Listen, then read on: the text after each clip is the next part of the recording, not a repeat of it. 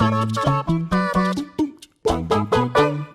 guys, I'm Adam Nicholas from WhatCulture Football. And I'm Andrew Pollard from WhatCulture Football. And we're here to bring you all of today's football news. Before we do that, if you like this sort of thing, please feel free to subscribe to WhatCulture Football on YouTube. Or if you like the podcast version of this, find us on wherever you get your podcast from. WhatCulture Football is what you're searching for. But Andrew, would you like to get us started with the news today? Yes, Gabriel, the Lille centre-half, Gabriel Magalhaes, I think is the pronunciation of his surname. Thankfully, he's just known as Gabriel, so that's cool with me. Not to be confused with the singer of the eye patch fashion, of course. Centre-half at Lille, 22 years old, one of the hotly tipped young prospects of world football over these last probably 18 months.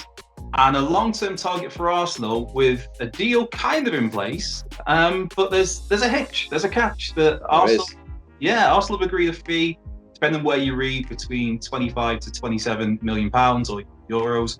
With Lille have accepted. The player's keen on Arsenal. He supposedly passed a medical on Thursday in France because obviously travel restrictions got in the way of anything happening in London. But then Manchester United have swooped in, and Napoli. So they all three clubs, by accounts of, I think it's Gerard Lopez, I have it written down here. Yeah, the Lille president, who has come out and said that, it's down to the player now. We've accepted these offers from these three clubs. We're not trying to influence him. We're not trying to start a bidding war. It was a really refreshing interview. Yeah. I was listening to the audio this morning. It's like, that guy sounds like a really nice guy to be running a football club. Might not make as much money for the club as he could, but still. Now the player's been given, reportedly going to make his decision. He's asked for another 48 hours as to whether to go to Arsenal or whether to go to Manchester United. So an interesting twist in the tail there, and maybe a kick in the nuts for Arsenal fans who thought this deal was done. This is fascinating, really, because how rare is it that you get a football club who are more interested in the players' well-being and the happiness than they are just cranking up the fee as high as possible. I think, actually, when it came to Lille, I saw that they said a similar thing to do with when Nicolas Pepe went to Arsenal, where they weren't apparently the highest bidder. It was just they wanted to let the player go to wherever the player wanted to go. So more power to Lille, I guess. Maybe not if you're the person who's running the treasury there, but... Hey, what are you going to do? It is what it is. But fascinating to see where this might end up. Obviously, Manchester United hijacking it would certainly feel disastrous for Arsenal, given the fact that they will probably be sort of rivals. I say sort of rivals. They'll definitely be rivals next year. But imagine if he just snuck it all and went to Napoli instead. That would be fascinating. Well, Victor Osimhen, who was the striker at last year, who he's supposedly good pals with, he has gone to Napoli this summer. So there is that possibility. It's... The bit that interests me with Arsenal is the news is if they make this signing, they'll have to sell 4 players. It's like, wow, right, okay. Maybe you'd probably look to get rid of the 4 first in case you can't find suitors. I know Socrates is one that's been tipped to go away. Rob Holding, Callum Chambers, and I can't remember who else it is. But yeah, there's 4 players they're looking to get rid of to fund this deal. Manchester United, of course, some would say are crying out for a centre-half to go alongside Harry Maguire. Solskjaer's talked about how he wants a left-footed centre-back, which Gabriel fits the bill there. And at 22, he fits in with the MO of what Man United have, I guess their mission statement since Solskjaer's been there, of bringing in some of the best young players around. So yeah, it'll be an interesting one. It seems, reading the reports, it seems to be that it looks like it's going to be Arsenal or Man United. But like you said, the Napoli one's an intriguing option there. Absolutely, and European football across the board. It's not like Napoli's a bad team, either, let's be honest. With all the signings they have made and the direction they could be heading next season, they could be well within their rights to be at the top of the Serie A next year. But let's go from the Serie A and go across to La Liga, shall we, and talk about more Barcelona news. Just what you want, because you haven't had enough of that this week. And Lionel Messi, once again, centre of attention because, as we know, Ronald Koeman is the new Barcelona manager. He's been talking with Messi, had to present him with his project for the upcoming season and see if Lionel would indeed be interested. But according to reports from RAC1, which is the Catalan radio station, they've essentially said that Messi has told Koeman he does not see his future clearly at Barcelona at the moment and feels more outside of the club than he does inside it. On top of that, he also said he is obviously aware of the difficulties that would kind of come from leaving the club given his contractual situation. But as it happens, obviously that deal is technically set to expire next year in June. However, as we've heard many times, he does have this escape clause reportedly where he can, at the end of any season, before the next one begins, he can decide to leave the club. I wonder, timing wise, how that works because of obviously the delays within seasons now and if that's still indeed valid. But this probably isn't the news that Ronald Koeman was hoping to hear, Andrew. And on top of that, Barcelona are obviously desperate for Messi to stay. You feel like he understands the club are going through a difficult situation, but maybe needs to do what's best for the player as well. Yeah, and I think the caveat to me as well, that as nuts as it sounds, it might be best for the club as well if he left. Yeah. Just because of obviously the revenue they could bring in to try and finance the rebuilding of the squad, because you look at that squad and there's not many assets that could bring you a good chunk of change if you're looking for a drastic wholesale changes to your playing squad. Messi would bring a lot of money. I know his release clause is something stupid like, I believe, 635 wild somehow, yeah. Yeah, and the clause you're on about there, I believe it's every May he has the option to leave. So that for this season, which is kind of still technically going on, and it's expired and it'll kick in again next May. So he's missed the boat, but it's not to any fault of his own because the season got much bad. But that was the wondering, of course, because I don't know how, because of the delay in the season, whether or not technically he could argue that within his contract, the fact that if the May has indeed passed, but if it has gone, it's gone, and I guess it means they'll have to be selling him, which I can't imagine will be cheap for any club who wants to buy him. No. Ideally, there'd be a whole lot of teams that would want to take him, but then it comes down to the argument of who can realistically afford him, because you think that if Barca did opt to sell him, if Messi, because if he wants to go, he's going to go, because just the influence he has there. You've seen how negative an influence Messi can have on a team when he's in a negative mindset himself. We saw the Bayern Munich game where he's just walking around the pitch, turning his back on things, and that summed up that performance. Fun story on that. Alphonso Davies has come out and said that he tried to get Messi's shirt at the end of the game.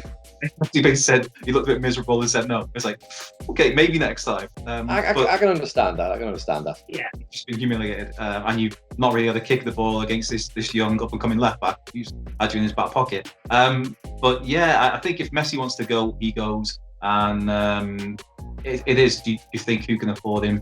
But even then, even though that release clause won't be anywhere near matched, you'd still imagine there'd be, just pulling the ballpark figure out of my hoop, is you'd think about 200 million euros, just compared it to Neymar, or you'd think in and around that region. So Barcelona can get a lot of money from him still, because he is, or some would say, the greatest player in the world. If he's not, he's in the top two. So it'd be fascinating to see.